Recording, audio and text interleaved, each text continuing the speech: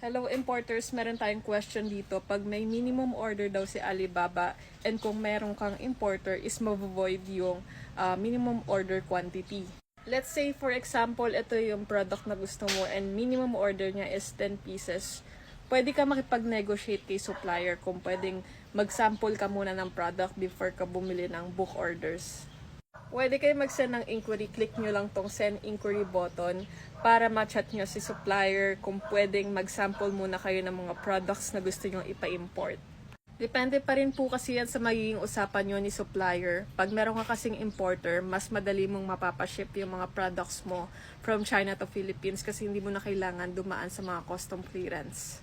Plus, makakamura kayo ng shipment kung meron kayong freight forwarder katulad ni Cargo Boss.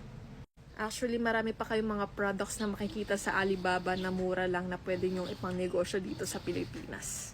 Katulad nito, 14 pesos lang yung tumbler, pwede nyo pa ipa-customize yung logo. Kaya pag may mga gusto kayong products na ipa-import, i-message mo lang kami sa aming Facebook page para ma-assist namin kayo.